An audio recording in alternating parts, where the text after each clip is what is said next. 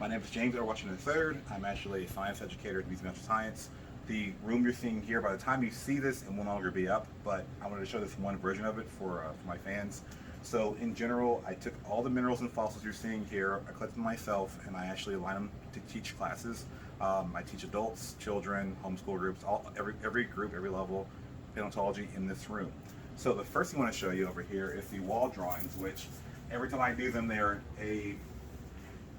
always different every year. So basically I'll take it apart, the whole lab apart in May, rebuild it in September. So every year I draw a different version of something based on what I'm teaching. So the pictures here, this is essentially mostly invertebrate life and fish, and I'm starting with the with life itself, with prokaryotes, eukaryotes, protists, plant-type fungi. I'm more of a animal paleontologist, so I kind of just said these exist. But the idea is we have sponges, coral or cnidaria, brachiopods here in purple, bryozoans in orange, and annelids or worms.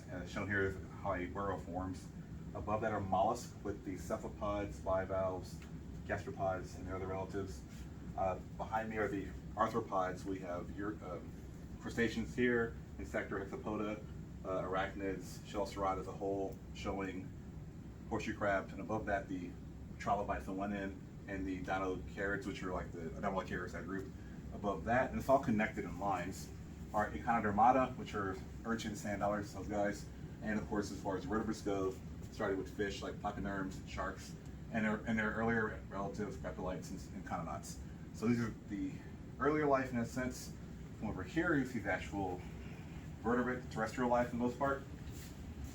Starting with amphibians in the blue, we have anapsids, which earlier group, you have synapsids leading to Dimetron and Dilophosaurus, the therapsids, gorgons and their prey, and of course mammals going that direction. On this side we have the Paratilia, which are formerly anapsids, the euryapsids, which are ichthyosaurs and plesiosaurs, turtles, which are still being debated to this day. Then we have diapsids, two holes around the eye. We have the archosaurs, essentially the crocodile relative, pseudosuchians. Over here we have the snakes, lizards, Comato, mosasaurs. But above that, start with the dinosaur grouping. There are pterosaurs on the side. Then we have the Theristian, the lizard hip, Ornithian bird hip. Theristian include the theropods, we have the two branches of Carnosauria, the Saurosaur, which is on top here. On the sauropod side, we have prosauropods, Macronaria, diplodocids. I focus it mainly on what the museum's collection was, so that's why I only certain species.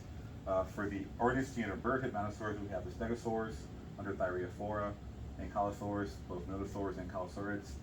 For the Sauropoda, we have ornithropods, iguanodonts and hadrosaurs, marginocephala, pachycephalosaurs, and ceratopsians. So these are all hand drawn with like washable ink, so it's not permanent. I'm going to erase it actually probably tomorrow and make a new version in September. So last on this wall, I'm going to point out we have just a time scale, and one thing I do as an educator is that my professor, my mentor, he actually had a very large lab and a lot of specimens, so I want to make a giant chart to show, first of all, everyone in the classroom, but also show the time scale of everything, from the Precambrian, the periods of the Paleozoic, Mesozoic, and Cenozoic. I also put, the times here, the rough estimate times, and a comparison of marine life to terrestrial life. Of course, everything starts in the ocean, but I'm going over each, like the Cambrian, versus shell, Ordovician, Silurian. So you're seeing different kind of life forms up until today in the Ice Age with humans in the top corner.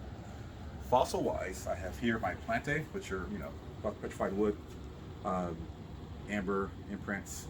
As far as the tables go, we start with the red, where we have bacteria, orange or protist, yellow or cnidaria or coral, pink or sponges, brown or bryozoans, green or worms or annelids particularly. We have black as brachiopods, different groupings. For the smaller specimens, my lab is mobile, so I have to keep small ones in these little cases. The yellow, again, are bivalves, particularly with oysters and clams and different groupings, and they're all, each tower, there are a certain set of oysters essentially. Orange are gastropods, snails and their relatives, and of course red are ammonites or cephalopods, with the orthocerids, the nautiloids, we have the baculites, belemnites, and of course ammonites here as a group. The black next to this will be trilobites, and well, particularly, so different groupings. Each page represents one major group.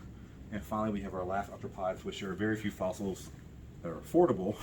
So we have, shell serrata in purple, insecta in green, and then yellow crustacea. On the main wall here, I have my modern mollusks, so in relatives, we have, sea stars, cephalopods, but mainly snails are the main focus here. And if you look back, you see there's anatomy comparisons. So we compare the fossils to the modern relatives. Here we have our Echinodermata. So your crinoids, echinoids, those guys.